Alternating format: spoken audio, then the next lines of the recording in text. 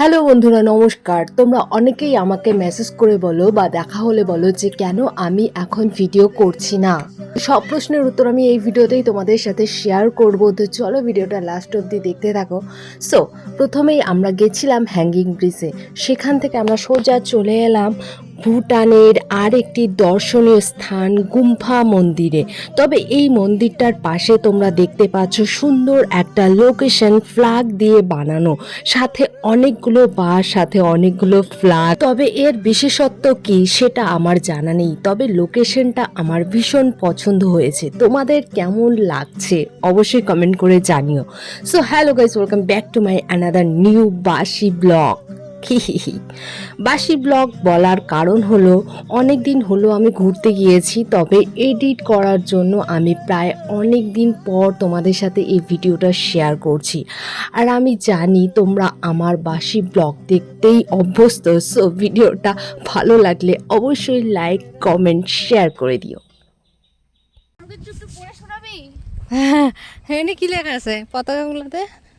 হ্যাঁ, এগুলো পড়তে পারলে जो इंडिया मेहमान आएगा उसका कोई उससे टिकट नहीं। बहुत लफड़ा झपड़ा करके आना पड़ेगा इधर।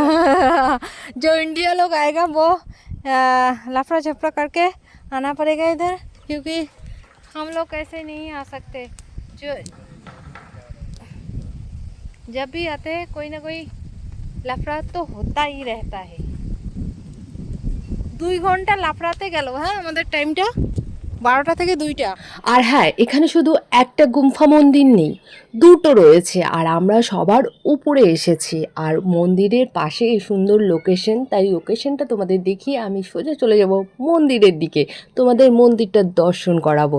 সো এখানে এই মন্দিরে ঢুকতে গেলে তোমাদের 30 টাকা করে পার পার্সন টিকিট লাগে। আগে কিন্তু লাগতো না, আগে 5 টাকা না 10 টাকা লাগতো, আমার ঠিক মনে নেই, আমি যখন ছোটোবেলায় গেছিলাম। কিন্তু এখন পার পার্সন 30 রুপিস লাগে। তবে হ্যাঁ, আমাদের এই টিকিটের মূল্যটা তারা মন্দির সংস্কারের কাজে লাগায়। তো চলো এবার তোমাদের আমি মন্দিরটা দর্শন করাই। আমি এই মন্দিরটা অনেক বছর পর এলাম।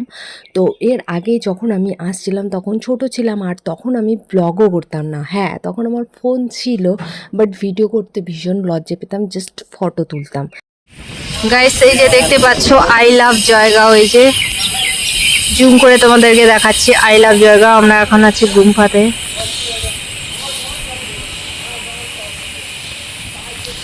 এই হচ্ছে আমরা গুম্ফাতে আছি।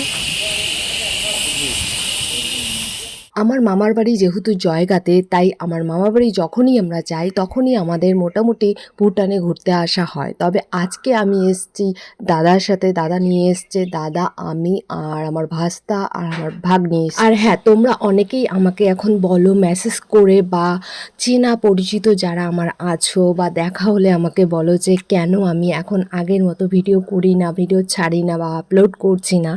সত্যি বলতে আমি একটু এখন পার্সোনাল প্রবলেমের মধ্যে আছি, তাই আমি আর আগের মতো ভিডিও করতে পারছি না।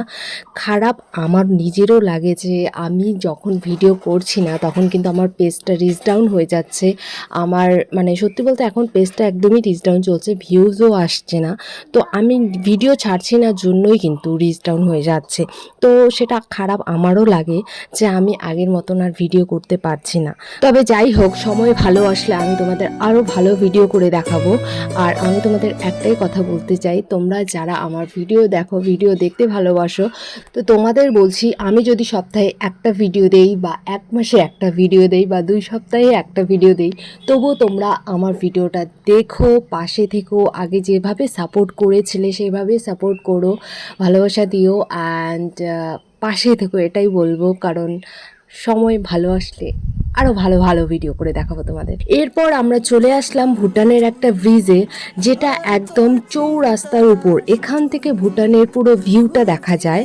তারপর আমি দেখতে পেলাম ভুটানে একটা সুন্দর কাঠগোলাপ ফুলের গাছ, আর আমি সোজা চলে গেলাম ফুল তুলতে। দেখতে পাচ্ছি যে অনেকগুলো ফুল, আর গাছটা থেকে কিন্তু ফুল পাড়াতে দিবে না, ফুল পাড়ালে এখানে ফাইন লাগিয়ে দিবে, ফাইন। যে কোনো জিনিসে যদি তুমি একটা নোংরা রাস্তায় ফেলো তাহলে সেখানে ফাইন লাগিয়ে দিবে পুলিশ এসে।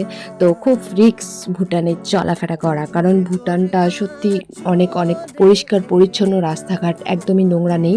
তো ফাইনালি আমরা ভুটান দেখে বাইরে চলে আসলাম, মানে জায়গায় চলে আসছি। তো ভুটানে থেকে কোনো জিনিস আনতে দেয় না, কিন্তু আমি পকেটে করে এই ফুলটা নিয়ে এসেছি, ধরতে পারিনি।